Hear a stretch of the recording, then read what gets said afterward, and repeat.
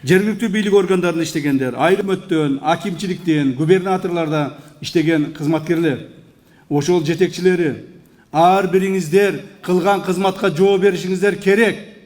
Мурдагыдай жөн эле кызматты ээлеп олтуруп, 1 жыл, 2 жыл олтуруп, дагы жылып кетемин, же ошо олтурган жерде мен өзүнүн жеке кызыкчылыгын чечемин деген максаттардан алыс болушуңар керек. Кызматка келдиңби? 1 күн иштейсиңби? 10 күн иштейсиңби? 2 жыл, 3 жыл иштейсиңби? Колдон келишинче берилгендик менен мамлекеттик кызмат кылып коюш керек. Убакытты кетирбеш керек. Убакыт мына тез өтүп атат. Мына биздин келгенибизге дагы жаңы бийликтин урматтуу президентибиз Садыр Нуркожоевич келгенине дагы баш болгон командасын келгенине 3,5 жыл убакыт болду. Туура көптөгөн жумуштар аткарылды. Стабилдүүлүк маселелери чечилди. Коргонуу маселелери чечилди. Бирок мамлекетти өнүгүү маселесине өтүшүбүз керек мындан ары. Жерлердеги бардык элге керектүү, жөнөкөй, карапайым эл журттун маселелерин чечүүгө өтүшүбүз керек. Губернатор баш болгон, мына мен азыр эле бир нерсени айтып коеюн. Могул жерде жакшы асфальт тапсыңар. Ал эми ушул жолго келген жолду карабайсыңар кандай болуп турду акыбалы. Эмне үчүн асфальттанбаган? Губернатор. Быйыл жасабайсыңар. Буквально 2 неделеде ушул жер асфальт болбосо, мен өзүм келип текшерем. Уктуңузбу? 2 аптанын ичинде, 15 күнүн ичинде ушул жерге кирген мына шаарды аралап аткан жол толук боюна асфальт болуш керек. Ушул жерде канча элдер жашап атат. Мына ичиңерде асфальт кылып алдыңар, жолуңарда асфальт кылып алдыңар, а эмне үчүн элдикин жасап бербешибиз керек? Мына ушундай нерселерди көрсөтүп, силердин көзүңөргө сайып олтурбастан өзүңөр жасагыла. Аким жасаш керек ушуну.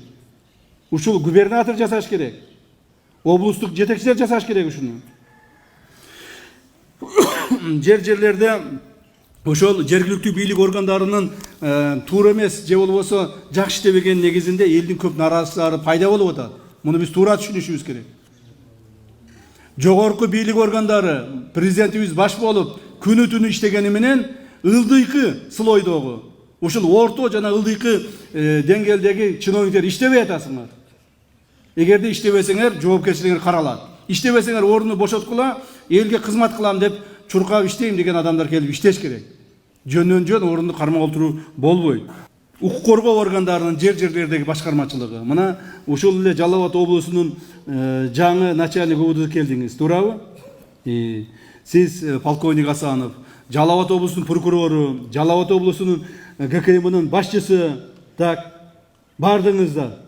Жумуштарды катуураак жүргүзүп, жеке проблеманы чечкенди токтоткула. Жеке проблема чечилбесин, элдин проблемасын карагыла. Эл нааразы болсо, ушул төртөөң жооп бересиң. Губернатор, прокурор, начальник УВД и начальник ГКМБ. Облустун эли нааразы болсо, төртөөң жооп бересиң. Кайсыл жерде элде кайсыл бир проблема чыкса, жети барышыңар керек, чечишиңер керек. Сөзсүз түрдө жогору жактан карап туруп биз указание берип отурбашыбыз керек. Урматтуу жетекчилер, туруңуздар ордуңуздарга.